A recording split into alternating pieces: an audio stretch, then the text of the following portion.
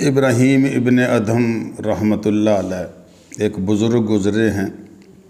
پہلے اپنے وقت کے بادشاہ تھے، بعد میں بادشاہی کو چھوڑ کر فقیری لائن اختیار کی، اللہ اللہ کیا اور بڑے اعلیٰ مرتبے پر پہنچے، اللہ کے ولی سمجھے جاتے ہیں۔ لیکن ان کی زندگی کے اندر جو انقلاب آیا، تبدیلی آئی، بڑا عجیب واقعہ ہے۔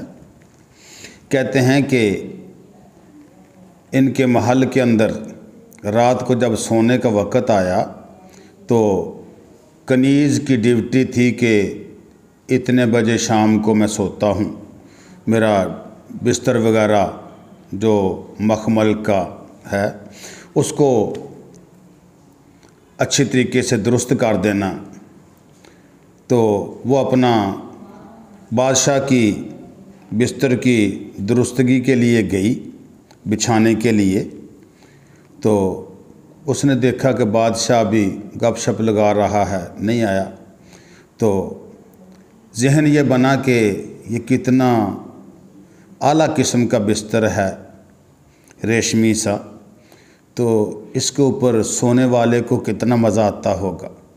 میں 1-2 منٹ کے لیے اس پر ذرا لیٹ کر دیکھوں تو صحیح، کتنا مزہ اس میں، کتنی لذت ہے۔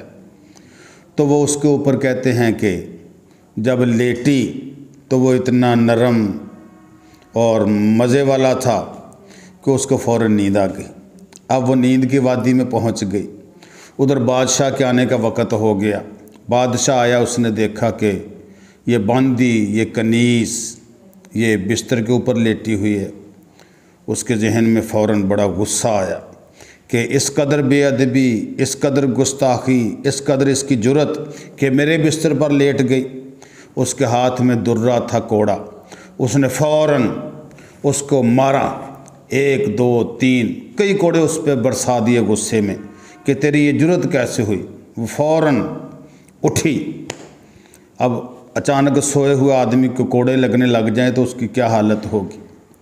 تو وہ پہلے تو روئی، کہتے ہیں، لیکن بعد میں تاریخ کہتی ہے کہ مسکرانے لگی۔ اب بادشاہ کو بڑی حیرانی ہوئی، تعجب ہوا کہ رونے کی تو مجھے سمجھ آتی ہے کہ اس کو کوڑے لگے ہیں یا رو پڑی، لیکن مسکرانے کی، ہنسنے کی کیا بات ہے؟ اس نے پوچھ لیا۔ کہنے لگا، اللہ والی مجھے یہ تو بتاؤ، رونے کی تو بات سمجھ آ گئی، لیکن یہ ہنسنے کی بات کیا ہے؟ تو اس نے بڑا عجیب قیمتی جملہ کہہ دیا۔ کہنے لگی کہ میں سوچ رہی تھی کہ اس بستر کے اوپر میں 2 یا 4 یا 5 منٹ سوئی ہوں تو مجھے اتنی کڑی سزا ملی کہ مجھے کوڑوں کا سامنا کرنا پڑا، لیکن میں سوچ رہی تھی کہ جس نے ساری عمر غفلت کی چادر تان کر اس بستر پہ گزار دی، کل قیامت کے دن اللہ اس کو کتنے کوڑے برسائے گا، یہ بستر اس کو کتنی قیمت میں پڑے گا۔ تو فوراً دل کے اندر چوٹ لگی اس باندی کی آواز سے، اس کے کہنے سے فوراً اللہ کے سامنے جھک گئے، توبہ کرنے لگے۔ الہی واقعتاً اس کی بات درست ہے کہ میں آج تک غفلت کی چادر تان کر سویا رہا اس بستر پہ، میں تیری عبادت سے غافل رہا، تیری اطاعت سے غافل رہا، الہی مجھے معاف کر دے۔ آج کے بعد میں اس بستر کو الوداع کہتا ہوں، اور آج کے بعد میں محلوں کی بجائے میں اپنا گودڑیا نشین بن جاتا ہوں، میں مٹی کے اوپر سونے والا کہلاؤں گا۔ الہی میں جنگلوں میں نکل کر ساری رات تیرے سامنے جھکنے والا بن جاؤں گا۔